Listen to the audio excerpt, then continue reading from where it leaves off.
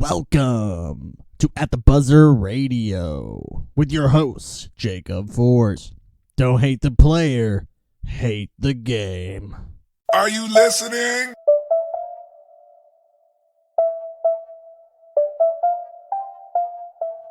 What's going on, everybody? Another episode at the Buzzer Radio. Let's get it.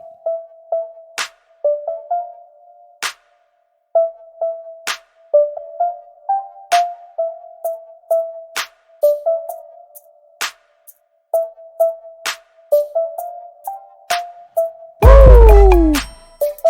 We back. 128. 2021. Back with another episode. I want to say thank you all for all the support. I have my new YouTube channel all set up. Posted the long form podcast up there. Hopefully, I'm going to get it cut into like certain segments. I think that would be probably more productive because I know that last one was a little longer. Like it was like 45 minutes, I think, the last episode. And I know it's like different for the podcasting format, up on Spotify, but for a YouTube video, it's a little different. Like I think I want to do some like hot takes, if you will, and segment it up. And then also I'm going to post a long form format as well, just so you have like the long form, you want to watch the whole show, or if you just want to get tidbits of like what I think about this and that. So let me know if you want that. I know it's just a lot more editing, a lot more film work, but I'm learning and that's exciting. Just trying to learn how to do it, and then learn the software. There's so much different software that I have to use, from the audio to the video and everything. So hopefully that'll be better. I did notice it was a little bit quiet on the video end, like the audio was. So I'm going to try to boost it. I'm trying to boost the audio in on my end on the soundboard, and then also hopefully on post-production as well. I think it haven't been too bad on the podcast, like on the Spotify. But on the YouTube videos, it was a little bit less quiet. So I'm going to try to boost those. Let me know if that sounds good to you, if it sounds better. Let me know. Like, comment, and subscribe. Hit the like button for the YouTube algorithm. And it's going to be super exciting. And thank you all for all your support on YouTube, Instagram, and up on my Spotify, my OGs from the podcasting. All right, let's go ahead and start at episode 8. It is 128, episode 8. Super exciting. Some interesting news. So we started out with there's a bunch of large hedge funds that are super furious right now. It's kind of an interesting, this isn't anything to do with sports, but I just thought it was a fun news cycle. So a bunch of just normal investors just kind of figured out that there's a lot of large hedge funds short stocking, particularly GameStop stocks. And what that is what you do is you purchase stocks on the short. So you're betting for them to go down. And PSA, I don't have any stock advice or anything. I'm not telling you guys to do this. I'm not an expert. So just so you know, I'm just trying to tell you what I've been seeing, what happens. This is kind of new to me as well. But what I know from it is they were betting on GameStop and some other ones that they've been doing, but mainly GameStop, to plummet, obviously. And it's like a short stock, so they are leasing the stock short term. And so that means they have a certain amount of time, obviously, to get rewards from it. So now if the market, if it keeps crashing like it was, GameStop was kind of going out of business, then they will make money. They will make money on it. That's the short-term game. But some people on Reddit kind of all banded together, and they noticed that there's a lot of short stocks being taken out. So they decided to all invest and get a bunch of people to invest in the GameStop. The shares went from $20 a stock to $370 a stock within like 24 hours. And then all these hedge funds, what they have to do is they have to buy into it, because if they don't, then they're going to lose money because it's only a short-term lease. So if ever all these people buy into it and hold, and it's at a lot higher, stock, then that means they're not going to make money. So it's kind of funny. They kind of just like, the normal guy, it was just on like Robinhood app and all those like just normal everyday apps. And they just bought a bunch of stocks. Some people made some money. There's this one guy who invested like all of his savings, which PSA. I don't think that's smart. Sometimes but he did, and he made millions. So it's kind of crazy. Obviously, he played the market. It's very speculative and very hard to do, not always warranted, but it's a good day when the small guys, the everyday people, can kind of turn on the billionaires, if you will, who do this all the time. And now they're all mad and they want regulation on it, and they don't think they should be able to do it. And they actually are. Some people are suing Robinhood because they stopped the trading of these certain stocks because it just spiked and they don't know what's going on, and that's obviously illegal manipulation of the market because it's just people who want to band together and they want to buy up the market, just everyday people. So it's kind of funny to see their game go back on them.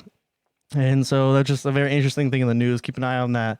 It's kind of a fun, heartwarming thing. Some people were making some good money. And GameStop is the largest shares they've ever had. They're up the largest percentage they've ever had. So as much as I hate that you take a GameStop game and get $5 on a $70 game when you return it, but I do love GameStop in that sense of it is a childhood memory, and that's so funny that they just have an influx of shares now and money just because we wanted to kind of stick it to some of the billionaires' hedge funds. Wow. Trying to say that 10 times fast. Moving on to the Beavers, OSU Beavers, Ethan Thompson joins Gary the Glove Payton as the only players in Oregon State history with 1,400 points, 1,400 points, and 400 plus assists. So that's awesome. A shout out to Ethan Thompson, my boy. Super exciting. The Beavers did. Hashtag Go Beavs. We beat the Ducks in our rivalry bowl. So yeah, now we're calling it the rivalry bowl. Wow, I hate that word. I can't even say it half the time. Rivalry bowl, obviously, aka the Civil War game. Everyone knows it as the OG Civil War game. They did obviously change it this year, just trying to get away from, I guess, the mantra of the Civil War for some reason. It's a very important event in our history. I think it's really awesome that they named it that. I don't really think it's literally a battle of defeating, part of it is battling to defeat slavery, and it did, wipe out slavery in the future. I mean, it wasn't a exact right away thing, but overall, we did end up wiping out slavery because of the Civil War. Obviously, as a historian, I know that it's a multifaceted thing. There's a lot of different reasons why the Civil War happened, but slavery is a big component. And I know it's a touchy subject, but I think that's something we could praise. I'm not obviously praising war, and it's tough. Nobody wants to go to war, but I'm just saying I don't really get the negative aspect of calling it a Civil War game. And I'm guessing it's due to some sort of racial component, but I never really could read up when they were changing the name. I never could really read up on why. Nobody gave a real solid reason why it was racist to call it Civil War game.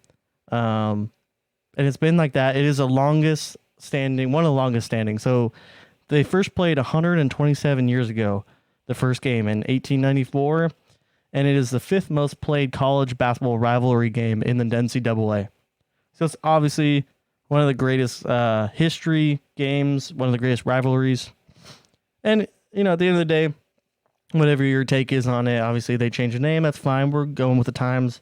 And at the end of the day, go Beavs. We beat the Ducks again. My favorite time was I did work for the OSU men's basketball team. And we got to go to Eugene and Phil Knight Arena, and we beat them down there, and that was the greatest game of my entire life. I was on the bench with them. It was a close game. It went down to the wire. We hit some clutch free throws, and it was just so awesome to beat them in their house, because the last few times we went there, we would get clobbered. Because Oregon Ducks, they've been a pretty good powerhouse of a basketball team. But that year we were good. And we were a force to be reckoned with. And that was so much fun. It's one of those things. Obviously, if you're a Duck fan or if you're a Beaver fan, it's so much fun to beat the other team. If we could lose, we could lose every other game, but that Civil War game is so much fun. And it's just kind of who wins the state. And that's super awesome. So Beavers, it's a Beaver state. It's a Beaver State, everyone. Moving on to UFC.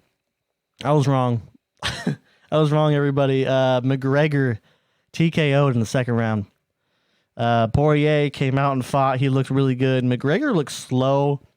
This isn't a good look. It was not a good look. I was expecting him to actually come out and be ready for this because I thought he would have to put some of that just lack of not talent, but lack of focus behind him. He's kind of, obviously had some outside issues in the last few years, but especially over the last year or two. And I thought he was just ready to, just cement his GOAT status. But he is 3-3 in the last 6 fights, and he just lost to Poirier. Now he does want to, obviously, either fight him or Khabib again. I would like to see, obviously, I'm always down to see McGregor fight or any of those fights. But also, I don't really just want him to get the title game just because he lost. He's going to have to take a couple of fights to get back up into title contention. He can't just go after the champ. You know what I mean? So, as much as you are a big part of UFC, I think you should also work your way back in a respectable way. He did take that blow to the leg. It looks like I think he broke his knee or one of his legs. He was on crutches. He had to come out on crutches. It might have just been a really bad tweak, because dude, that's powerful. Those are powerful front kicks. But he left that front leg exposed the whole time, and he got some kicks on there, and he just didn't. He didn't quite, he was just doesn't look like he was quick enough. He looked like he was slow. He was just not hitting his marks. And it really showed. And Poirier came out and he was ready to go. And he looked like he was well oiled. And so, McGregor is going to have to really take a look at himself. And if he really wants to come back and end it on a good note, he's going to have to kind of go back to his old days. Like, I know some people were saying that he changed up his routine. His sparring partners, I believe, were different. And he's not taking the proper steps to stay in top form. And that's what that's what they've been saying. So I think that had a big deal. You know what I mean? If you look at Tom Brady's the GOAT. He's 42 and he's always evolving and he's always adding more to his game. But at the same time, he has the same regiment and he just builds on that regiment. He gets better from it. But there is a certain regiment that you need to be to stay at the top. You need to keep your mind and your body healthy, and you need to get better and stay in top shape. And I think McGregor just needs to focus on that more. He does have 4 more fights on his UFC contract, and he really wants to get it through, like all of them done in 2021. So we're gonna probably see a few more fights of him coming up soon. Obviously, they have Fight Island down there, which is super awesome, exciting. I really love the format. So we're going to see him again. I'm hoping he wasn't too injured on that leg. He looked hobbled. But again, like I said in the beginning, don't take betting advice from me because I would have bet money on McGregor and I lost. So I hope McGregor comes back. But Poirier, you're the real one for that one. All right. Moving on to NFL news. Some news that Drew Brees might retire. It's not definitive yet. The Saints have said that they are keeping an open dialogue and they would love to have him back, of course. But it just sounds like, and the way he kind of went out, the way he was talking about it, sounds like he might be on his way out. And, we've been talking about Phillip Rivers. He's for sure retiring. So there's a couple of greats going out the door. Hopefully Ben Roethlisberger is not the next one out the door. So, it's going to be different. We're going to have the new NFL, some of these old names that I've grown up with. And I just hope that Drew Brees stays another year. I know he's been kind of beat up. So I totally get it from like a health standpoint if he just can't do it. But I do love watching him. And I think he's a great player, great guy. So we'll see how it goes. And then moving on, the Packers, they lost to Tommy Boy Brady, the GOAT. They lost to the Buccaneers. And after having an MVP type season, Aaron Rodgers I don't know if is he on the move? Is he ready to stay, re-up, and just run it back? I don't know. Some rumors came out today that the front office is kind of thinking about moving on. They want Jordan Love to take over, and Jordan Love was the pick this year from the 26th pick out of Utah State, and that was kind of turned heads because they moved up in the draft to get him, and that's all fine and dandy, but why would you move up to get a quarterback when you have the greatest quarterback in the league? Besides probably Tom Brady. So, I mean, we have the MVP of this year. You know what I mean? And he was great. And so I don't know. I don't see him moving. I don't see him being going out. And he's not going to request a trade unless it's something just completely dramatic happens. I don't see that happening. And I think it's just pettiness that the Green Bay Packers need to just know. Like, he's a great football player. Just run it back. We'll get him next season. You know, they played well. They lost 31-26 in that game, and that was Green Bay's game to win. Brady threw 3 picks in a row, and they couldn't capitalize on it. That was hard. That's hard to watch for Green Bay fans. And then, honestly, though, Tampa Bay's defense, I'm really shocked because I know we've been talking about their offense, obviously, Tom Brady, Antonio Brown. They have Mike Evans. They have, Gronk, and then they have Leonard Fournette in the backfield. They have, what's the other running back? Ronald Jones Jr. Wow, spaced that one. But, they have Ronald Jones Jr. They have all these great players, but obviously we're talking about their offense, but we don't talk about their defense as much. They played some of the greatest defense I've seen. They held them. They kicked off. I'm pretty sure the average fielding position for the Packers it was like 27-yard line. And then for the Buccaneers, they got it on like the 35-yard line on average on the kickoffs. So the kickoffs are better. Their special teams were better for the Buccaneers. And then they just held their own. They forced them into kicking a last-minute field goal. Instead, they opted to go for that instead of putting it in their MVP's hands and trying to get a win. And then out of every situation that like that, so there's 115 situations that teams faced to either kick a field goal if they're down by 4 to 8 points or go for it. And only 3 teams ended up kicking the field goal. So, and the Packers would have been the 4th at the time, I believe.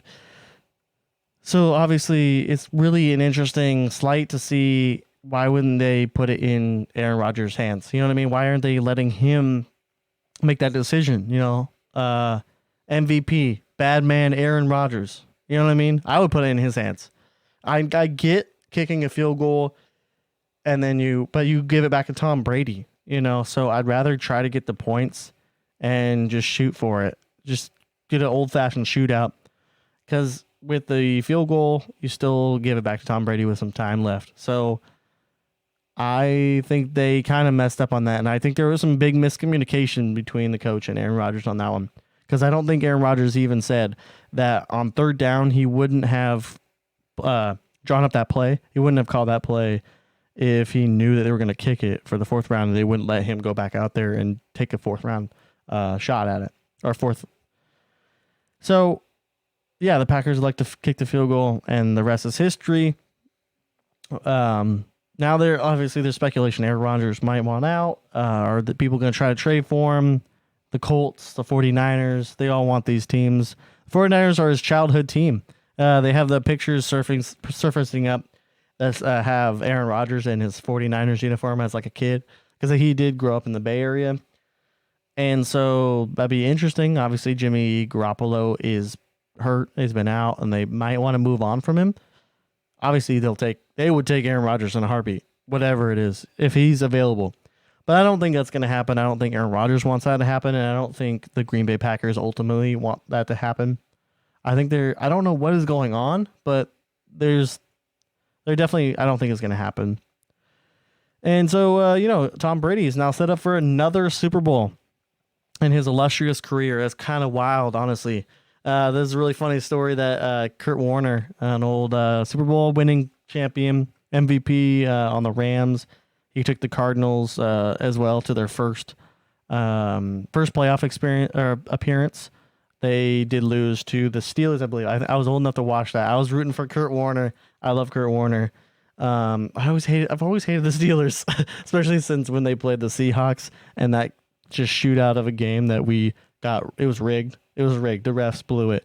But the Kurt Warner, I loved him, and he tweeted out this really funny story of his kid, and he was saying he walked in and his kid was doing the schoolwork, and he had Tom Brady up on his computer. It's like, oh, are you doing a paper on Tom Brady? And his kid was like, yeah, I'm just writing a paper about the greatest quarterback of all time.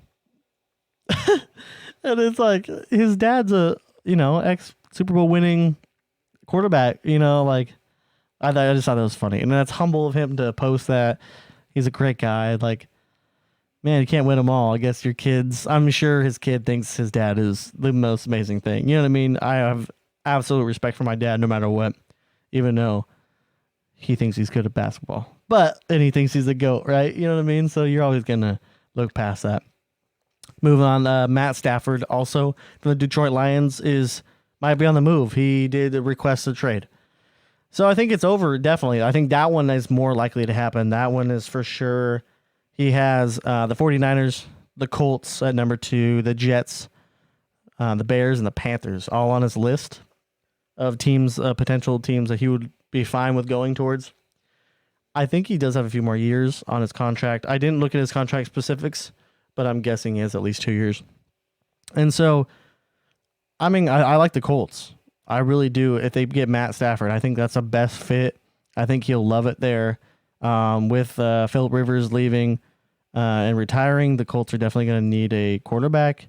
And I think the Stafford would fit perfectly. A lot of people hate on Stafford, but he is a stud. He's a good quarterback. And he's just had to play for the Detroit Lions. You know what I mean? It's been bad. He's had, Calvin Johnson and some good players. And, Calvin Ridley and all that. And Marvin Jones Jr. But they never put it together. And they've had some good defense. And then other times they just have the worst defense. So I think as an organization, it would just be good for him to move on. I know he's requested a trade. Obviously, he's been really respectable about it. I haven't heard anything like, oh, I really want out of here. Obviously, he's a veteran. He's going to do it the right way. So I'm hoping he goes to another team. I don't know why he put the Jets on the... he really wants out if you put the Jets on there. The Bears might be interesting. I do like with Matt Nagy's offense. Might be interesting. They also are thinking they have Carson Wentz who might want out of the Eagles. He might be an interesting Bears. They have the same offense with Matt Nagy. Same kind of deal. There's a lot of quarterbacks on the move this year. I don't know what is going on with the quarterbacks. They all want to move on and move teams. So it's going to be a wild offseason. I mean, the Rams GM Les Snead looking to move Jared Goff. So Jared Goff is on that list. And then Deshaun Watson now officially has requested a trade, which that one is also pretty likely. I think Stafford is for sure going to be traded because I think they'll want to move on from him and just try to better him. I think they want to give him another good team and a good shot. You know what I mean? They're going to be nice to him. They have a new coach, a new GM, but I think they're going to want to be nice to Matt Stafford. He's deserved all of that respect. Deshaun Watson is a top talent. He's top 5. He's top 3 or 4 in the NFL. If I'm Houston, I'm feel bad for the Houston fans. Dude, you had to lose the Rockets. You had to lose James Harden, Russell Westbrook. Now Deshaun Watson wants out. That's tough. That's tough as fans there. And I mean, I can see this happening. Obviously the whole thing is what kind of trade packages are we going to be able to get for these guys? Deshaun Watson's going to probably need 3 first rounders and maybe even a player. If I'm the Jaguars, though, they have the first pick with Trevor Lawrence out of Clemson, and that's typically who they think they're going to pick. I might shift that. I might see if Houston wants Trevor Lawrence. It's a cheaper alternative. He's projected to be a really good quarterback. He's got all the accolades people want out of a quarterback in the draft. He's a number 1 pick. And Deshaun Watson's a great quarterback. And I think he'll be happy in Jacksonville. It might be interesting. I don't know who else can make a good package for Deshaun Watson. I haven't looked at it, like who has picks and whatnot. Obviously, they have to have the cap room too, so they might have to either trade a player. Maybe one of these teams, if Houston likes some other quarterbacks, maybe Jared Goff, maybe Matt Stafford, maybe even Aaron Rodgers. I don't know. I don't think he's going to leave, but you know what I mean? Like these kind of talks where they could trade a quarterback for another one, and maybe that the money will work on that one, and then maybe some picks swapped them back and forth. So it's going to be very interesting. I think that's going to definitely happen. Those rumors are definitely going around. But if Deshaun Watson doesn't get traded and he elects to sit out, he could lose $620,000 per game and preseason games. I don't think they're going to have preseason because of the way the schedule is going to work out. They might not, or they might have like one or two. So he might not have to deal with the preseason games as much. But if he misses training camp, it's $50,000 a day for training camp. If he misses the mini camp, that's $100,000. And if he misses any game during the season, that's $620,000 that he has to pay. Like he doesn't get. They don't pay him that money. So that's a lot of money, and that adds up. And so if I'm Houston, do I kind of play hardball and say, all right, sit out. I won't pay you $620,000 every single game. That's kind of wild. That's a lot of money. I don't know. That's not going to really help him want to come back, though. That's the thing. You know, you could play hardball, but he's just going to resent you even more if you play hardball that much. And he definitely won't come back. You know what I mean? So if he does come back, he doesn't have to play well. So it's kind of tough. I get the whole, like, I want to move on. And if I'm in, you know, like I've been a player first kind of guy, but at the same time, you did sign a contract. So I can see it from both sides, but I do think Deshaun Watson is going to move on. It's just who's the right suitor, who has the picks. And I'm not really sure. We haven't heard from Houston what they want, if they're even thinking about trading. They have the new head coach and new GM as well. So I'm sure they're loving this idea. They first get the job and they have to trade away one of the top 5 quarterbacks in the NFL. That'd be tough.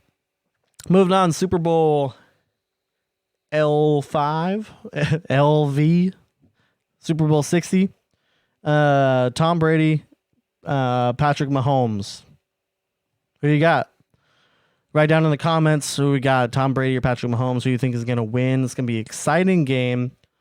I am really on the fence for this one. I've been pretty, I haven't probably put on this podcast or on this YouTube that a lot of my projections. Obviously, with McGregor one, I was out. But I'm really torn. Honestly, this is a really good game. You know what I mean? Do I go with the old guard, the GOAT, Tom Brady, or do I go with the new, young, and up-and-coming MVP who's probably in the Hall of Fame already? Like, Patrick Mahomes is good. That team looks good. They play great defense. And Tom Brady, you know, and the Buccaneers, they are starting to play better, and definitely on the defensive end. It's going to be a shootout, I think even more so than the Packers and the Buccaneers. This is a tough one, though. I think I'm going to go Tom Brady and the Buccaneers. For some reason, I just think that's going to be it. You know, I think Tom Brady is going to pull out some magic in the last minute, you know, drive. And I think the Chiefs are finally going to make that one mistake that they just can't come back from. And it's going to be close. It's going to be really close back and forth. And I'm hoping that my projection, if I keep messing up on these projections, you guys might want to bet the opposite of me. But we'll see. I'm going to have my dad on hopefully this Sunday, and we'll see what he thinks. We'll see another perspective on it. So who you guys got? Buccaneers, Tom Brady, or do you got the Chiefs and Patrick Mahomes? Who's going to win the Super Bowl? Moving on to NBA. Do you guys see that Joel Embiid and LeBron James beef there? Joel Embiid has it on the left baseline, and he drives it to go dunk. And LeBron James kind of puts 2 hands up right into his chest as he's in the air, and Embiid just falls flat on his back. And that just looks so bad to me. I mean, if that was any other player, if that was Draymond Green, that was DeMarcus Cousins, that was anyone, they would have been thrown out of the game right there. Like, obviously, it was a flagrant foul for sure. That's an easy call.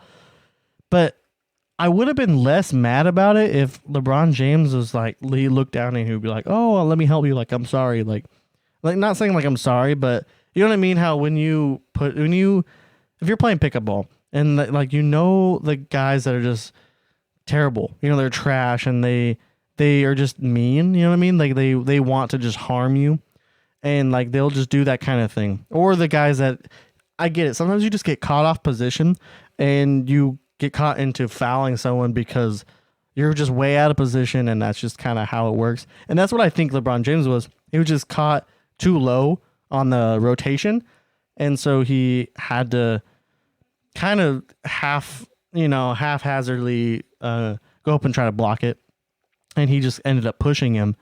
But it's just that's I know Joel Embiid's been having an MVP type year, and I'm sure he's okay. I haven't heard anything about if he's hurt or not, but that fall looked bad. That fall looked really bad. He fell right on his back and on his backside. I get, like, I'm old school, you know what I mean? I like that old school defense where they put you on your butt. You know what I mean? Those old school style. But at the end of the day, though, I do like that we kind of have that rule so we could do protect the players, because that's tough. But it just looked a little bit like LeBron was trying to do it. And that's okay in the grand scheme of things. I get it, like, get out of my paint, you know what I mean? But just have a little bit of empathy. That's all I want. Just a little bit where you just like help them up or something, or, kind of just go down and make sure it's okay. I don't care if you hate, each other, and not that many people hate each other in the NBA anymore. It's all really buddy, like we all like each other compared to the old days. But I was just really surprised. Maybe I was just really surprised that LeBron did that, because normally he's like, I do love LeBron for being that kind of guy and a really good guy. Like, he would always help other people, even if they're not on their team. Not like always, like, not in the sense of like he'll beat you and he's a dog and he'll go after you. He's competitive, but like usually he doesn't get cheap. And I just felt like that it was a cheap shot. I don't know. Let me know what you guys think down below. Was that a cheap shot or not? Did you guys see that? It's up on like ESPN and everywhere. So let me know. Just look up Joel Embiid, LeBron James, and that was a terrible look. I'm glad he's okay though. And then move on. The Washington Wizards, dude, they've been trash. I feel so bad for Bradley Beal. I thought that Russell Westbrook, he has the numbers, right? He's been getting some triple-double numbers and everything. But I thought he would have played well and he would mesh well. He seemed enthusiastic. He would show up to practice. He would just do his best, you know what I mean? But at the same time, it's just not amounting to wins, and it just looks like, I don't know if they just don't have enough firepower other than Beal and Russ Brick at this point. Like, I think that we just have to call it how it is, and Russell Westbrook is not a winner. He just can't win. His only good seasons are him getting triple doubles. That's it. He can't win with anybody. He's been with Kevin Durant, James Harden, Bradley Beal, Paul George. Like, he just can't win. I'm sorry. Which is tough, because I do love the player. He's an electric player. He's so much fun to watch. I really wish that he would be a part of a winning team. I really do. Like, that'd be really cool to see. I think he deserves it. I think he's a good guy at the end of the day. But Bradley Beal averaging 35.4 points per game, shooting 48% from the field and 37 from three. And he's on the sidelines, at the games. He's just like this. He just can't even do it. You know what I mean? He's just like he has his head in his hands, just another game, another loss. I just scored 50 points. That would be tough. I totally would hate that. You know what I mean? I'm that type of player. That old mantra when you're playing, like, do you want the points? You want the glory? Like, that you scored 60 points. You want to score 80 points in the game and get a loss? Or do you want to score like 15, 20 points and get a win? I'm that, 15, 20 point guy, get a win. I'll score 2 points, get a win. You know what I mean? I'd rather be on a winning team at the end of the day. And I think Bradley Beal, I don't think he'll admit it. He says he's committed to the Wizards, and I think he's really showing his colors that he's a supportive dude, and he really wants to do right. And he did take the contract extension, so I think he does see that too. I'm just curious to see if he does request a trade. It seems like everyone's requesting trades lately, but either they need to get this man some help, or they need to, just trade him away, because the Wizards are garbage. They're really bad, and I was excited, and I was one of those guys that I thought they would actually help. And John Wall's been playing pretty well for the Houston Rockets. I don't know if maybe that's a better decision to keep John Wall instead of Russell Westbrook, but it's really interesting to see how it's going to come down. And I really was hoping the Wizards would just like sneak into a playoff spot and actually give some people some life over there on the East Coast. And then let's end the show today. It's going to be a good little ending. The Miami Heat have now put into place coronavirus sniffing dogs that will screen. They have like a screening mechanism. All the fans in attendance of their games. So now they're going to start opening up small, I think, attendances to the games at Miami Heat. And they have dogs that go around and they can sniff and screen you if you have COVID. So that's super, I don't know how it works. I'm not sure. I'm not so sure. I don't know. I know that dogs, they can sniff for cancers, migraines, narcolepsy, low blood sugar, and they can actually detect death and sniff for death, and they detect seizures. So dogs are amazing, and they can really help, and they have a lot of health benefits. They can detect a lot of things. And so if COVID's one of those, that's really interesting to think about. Obviously they just started implementing it. I just saw a video, and they're walking by. These people are standing 6 feet apart in line, and the dog walks by, sniffs them, and it keeps moving. They haven't had anyone, from the dog's perspective, test positive with sniffing of COVID-19. So that's cool. I mean, I'm really curious to see what happens. Hopefully those fans weren't dabbing each other up and yo, yo, yo, what's up? And then they get to stand in line, and then the dog comes by, sniffs you. Oh, I'm fine. Goes and the next person in front of you. I don't know what they do. I think they sit. They mark. They tell them, hey, this person has something. Maybe it's just a cheeseburger. Maybe they have jerky on them. I know. I'm not trying to say I know dogs are very highly trained. They do this for police work, for narcotics and stuff. So that's awesome. I think that's a great story to end it on. The dogs are a man's best friend, and that is super exciting to see that they can use them.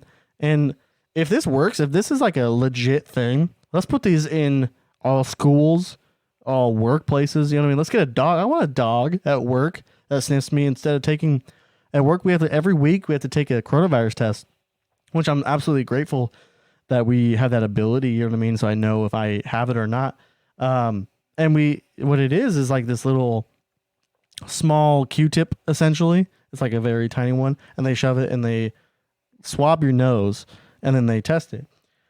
So it's really small and tickles your nose. I've gotten used to it, but sometimes it just makes you water, your eyes water, and it really tickles. It's just weirdest sensation. So if I can have a dog come up and just sniff me, and then I can pet it, and then it goes away, and then they don't, I'm fine. That's cool. Especially because I worked in assisted living. I think they would love a dog coming around and just, sniffing the elderly residents and just hey, okay, you don't have COVID. You know what I mean? That's super cool if this works. I'm going to definitely keep an eye on that and give you guys updates on that, because that's an interesting idea. But anyways, I appreciate you all. Keep it liking, comment, subscribing.